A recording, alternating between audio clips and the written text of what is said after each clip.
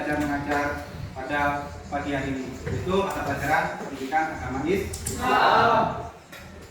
Sebelum kita memulai materi pembelajaran, saya persilakan pada diri kalian perwakilan dari ketua kelas untuk memimpin doa. Kami persilakan. Sebelum kita mulai pelajaran, mari kita berdoa. Berdoa boleh.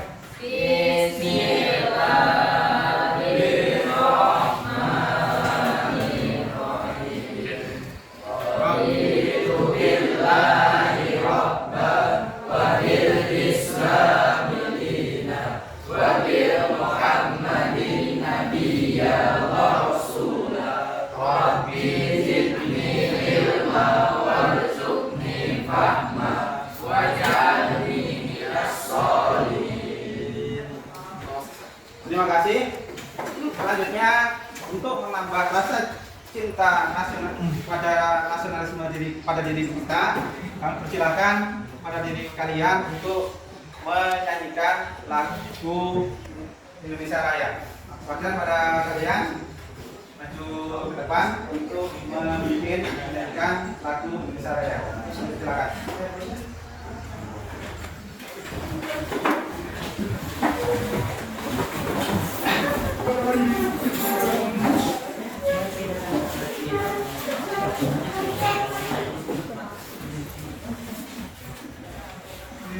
Hiduplah Indonesia.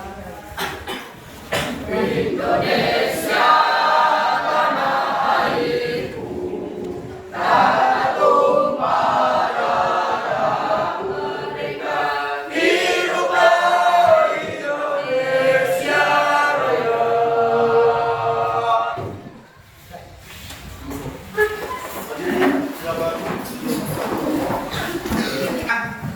Sebelum kita memulai pelajaran, saya ingin mengecek terlebih dahulu siapa yang sudah hadir. Ya, siapa absen terlebih dahulu ya? Ya. Siapa yang sudah hadir pada pertemuan kali ini? Adelina dan Bella Pila.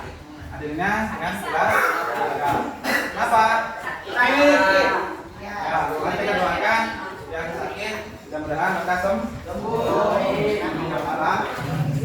Selanjutnya, Bapak akan silakan pada kalian untuk mengecek kanan kirinya apabila ada sampah dan sebagainya, tolong diambil untuk persiapan kalian belajar mengajar tidak ada bermasalah. Untuk mengingatkan pada pertemuan yang lalu kita membahas tentang masalah apa? Berpikir Berpikir kritis. Apa itu yang dikatakan berpikir kritis? Ini siapa tahu? Berpikir kritis adalah berpikir secara mendalam sebelum kita melakukan tindakan. Ya, berpikir kritis adalah berpikir yang secara mendalam sebelum Kita melakukan tindakan. Tujuannya apa? Biar kita itu nanti apabila melaksanakan suatu tindakan tidak akan menyesal di kemudian hari. Itu dipertimbangkan yaitu dengan berpikir kritis. Pada pertemuan kali ini yang akan kita bahas yaitu materi tentang pernikahan. Tanya pada kalian, adakah yang pernah melihat atau mendatangi orang yang melaksanakan resepsi pernikahan? Yuk, siapa? Semuanya. Materi tentang pernikahan yang pertama adalah kalian bisa menguraikan makna pernikahan di dalam Islam, baik dalil, tujuan, atau hukum dalam pernikahan. Nah, kita akan bahas pada pertemuan kali ini. Yang kedua, kalian bisa menganalisis rukun dan syarat pernikahan dalam Islam. Yang ketiga, memberi argumen tentang hikmah pernikahan dalam Islam. Yang terakhir apa? Mempraktekkan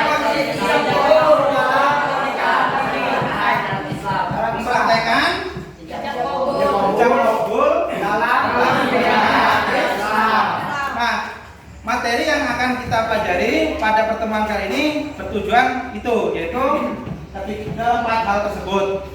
Nah, untuk biar untuk memahami dalam materi, saya ingin pada kalian untuk menganalisa terlebih dahulu dari bahan ajar yang ada dari buku, saya akan bagi kelompoknya. Kelompok yang pertama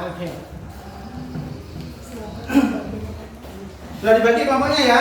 Nah, coba kelompok pertama nanti kalian diskusikan dengan kawannya mengenai makna dan dalil pernikahan di dalam Islam. Artinya apa? Nanti kalian diskusikan mengenai makna dari pernikahan.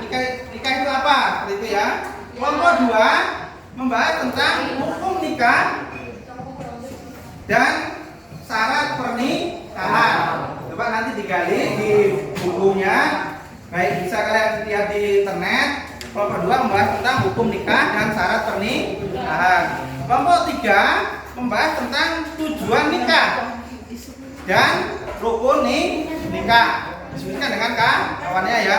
Yang keempat, kelompok keempat yaitu membahas tentang hikmah atau manfaat pernikahan. Yang terakhir membahas tentang orang-orang yang bisa dinikahi, orang-orang yang tidak bisa dinikahi atau disebut dengan muhrim. Paham? Sambil kalian nanti mengerjakan tugasnya untuk berdiskusi pada kawannya, Bapak akan menampilkan prosesi pernikahan secara Islami. Coba langsung saja perwakilan dari kalian untuk membaca, mengulang Quran surat An-Nisa ayat 3. Coba siapa yang siap?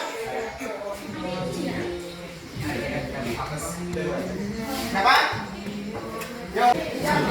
Bismillahirrahmanirrahim. Wa ya khiftum alla tu'situ fil yatama fankihu ma taba lakum minan nisa'i matna wa thulatha wa ruba'. فَإِنْ خِفْتُمْ أَلَّا تَعْدِلُوا فَوَاحِدَةً أَوْ مَا مَلَكَتْ أَيْمَانُكُمْ ذَلِكَ أَدْنَى أَلَّا تَعْلُوا. صدق Saja. Saya presentasi langsung. Dan jika kamu takut tidak akan dapat berlaku adil terhadap hak-hak perempuan yang yatim, bila mana kamu mengawininya, maka kawinlah wanita-wanita lain yang kamu senangi, 2, 3 atau 4. Kemudian jika kamu takut tidak akan dapat berlaku adil, maka kawinlah seorang saja atau budak-budak yang kamu miliki. Yang demikian ini adalah lebih dekat kepada tidak berbuat aniaya. Quran surat An-Nisa ayat 3.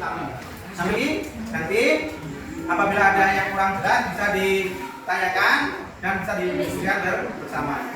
Sambil kalian mengerjakan tugasnya tiap kelompok, sambil kalian mencermati tayangan video prosesi pernikahan. Nanti filmnya kalian bisa menganalisis siapa-siapa yang ada di video tersebut.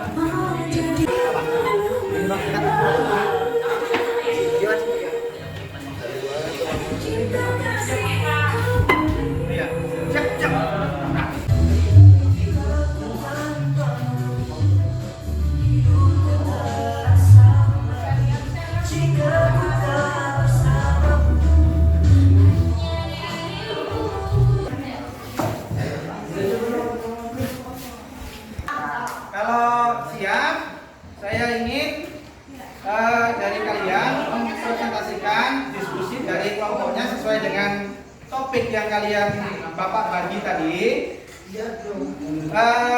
Saya ajak atau siapa yang sudah saya suruh sesuai dengan urutan atau yang bersedia terlebih dahulu. Sesuai dengan urutan atau sesuai dengan urutan ya.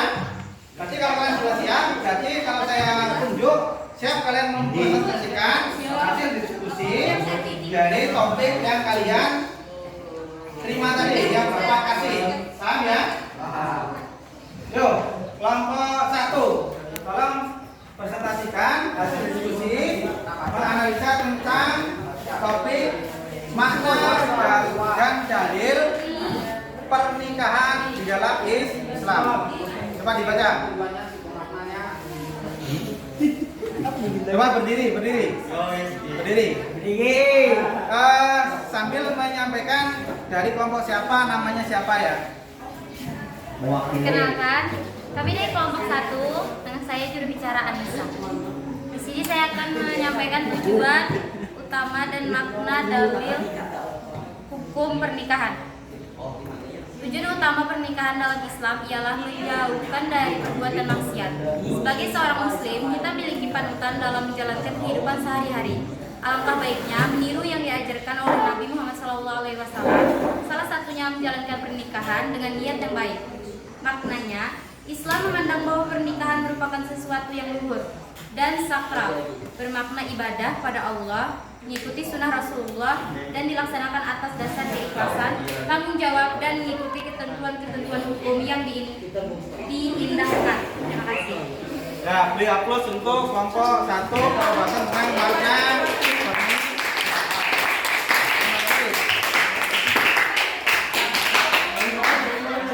selanjutnya saya persilakan kelompok 2 untuk mempresentasikan diskusinya tentang hukum pernikahan dan syarat pernikahan.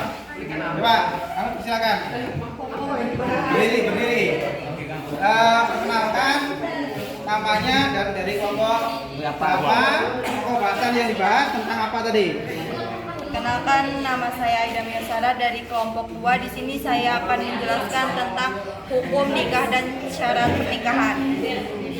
Coba yang lainnya diperhatikan. Jaiz atau mubah artinya dibolehkan, dan inilah yang menjadi dasar hukum nikah. Wajib, yaitu orang yang telah mampu atau sanggup menikah. Bila tidak menikah, khawatirnya akan terjerumus ke dalam perzinahan. Sunat, yaitu orang yang sudah mampu menikah tetapi masih sanggup mengendalikan dirinya dari godaan yang menjurus kepada perzinahan. Makruh, yaitu orang yang melakukan pernikahan dan telah memiliki keinginan atau hasrat tetapi ia belum mempunyai bekal untuk memberikan nafkah tanggungannya. Haram, yaitu orang yang akan melakukan pernikahan tetapi ia mempunyai niat yang buruk. Terus selanjutnya Syarat menikah juga perlu dipenuhi agar pernikahan sah, baik di mata agama dan negara.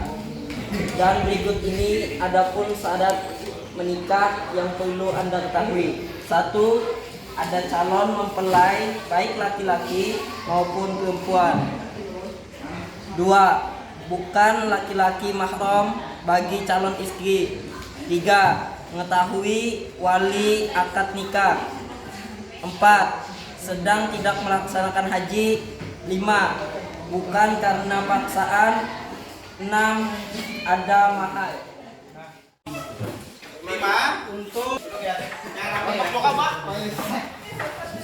coba ya, selanjutnya langsung silakan dari kelompok 5 untuk mempraktekkan jam kabul di waktu pelaksanaan pernikahan. Kami silakan. Ini siapa yang jadi wali ya? Ini mempelai laki-laki ya? Ya. Ini saksi laki-laki, ini saksi perempuan.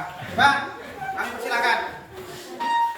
Saya nikahkan umur saya pertama nikah, umur kawin, pembatal sholat, dibayar tunai. Saya terima nikah dan kawinnya Lika binti Halil dalam seperangkat alat sholat dibayar tunai. Bagaimana saksi? Jangan saksi. Saya sebelum kita akhiri proses belajar mengajar pada pertemuan kali ini, saya ingin perwakilan dari setiap kelompok kalian tadi ada 5 untuk menyampaikan, mereview atau membuat kesimpulan di pertemuan materi yang kita bahas pada pagi hari ini. Siapa yang siap? Ya, kami silakan maju ke depan. Materi yang kita bahas pada pertemuan kali ini membahas tentang apa saja kan itu?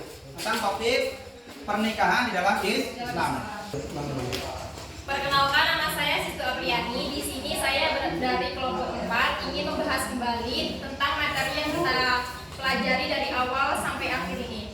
Yaitu yang pertama adalah makna pernikahan, yang kedua adalah hukum pernikahan, yang ketiga adalah tujuan pernikahan, rukun dan syarat pernikahan, mahram atau muhrim nikah, wali nikah, kewajiban suami istri, hak suami istri, hikmah dan manfaat pernikahan. Semoga apa yang kita pelajari tadi dapat bermanfaat bagi kita. Terima kasih. Ya, terima kasih ya. Itu bagian dari kesimpulan yang kita pelajari pada pertemuan kali ini. Mudah-mudahan kalian bisa mengerti tentang topik dalam prosesi pernikahan dalam Islam. Perlu diketahui pada kalian semuanya, pada diri kita masing-masing, bahwasanya prosesi pernikahan itu harus kita harus mengetahui syarat dan rukun dalam pernikahan. Jangan sampai kita itu tidak memenuhi syarat dan rukunnya dalam pernikahan itu. Karena rukun itu bagian dari kewajiban yang perlu dilaksanakan di dalam prosesi pernikahan. Kalau tidak kalian melaksanakan memenuhi rukun dalam pernikahan, maka pernikahan itu tidak sah. Benar enggak? Nah, itu juga tadi ada disampaikan, dipraktekkan pada kawan kalian tentang prosesi ijab kabul. Itu bagian dari rukun dalam pernikahan. Kalau tidak ada ijab dan kabulnya, meskipun ada saksi, ada mempelai laki-laki ataupun perempuan, tapi tidak ada ijab kabulnya, berarti belum memenuhi rukun dalam pernikahan. Sebelum kita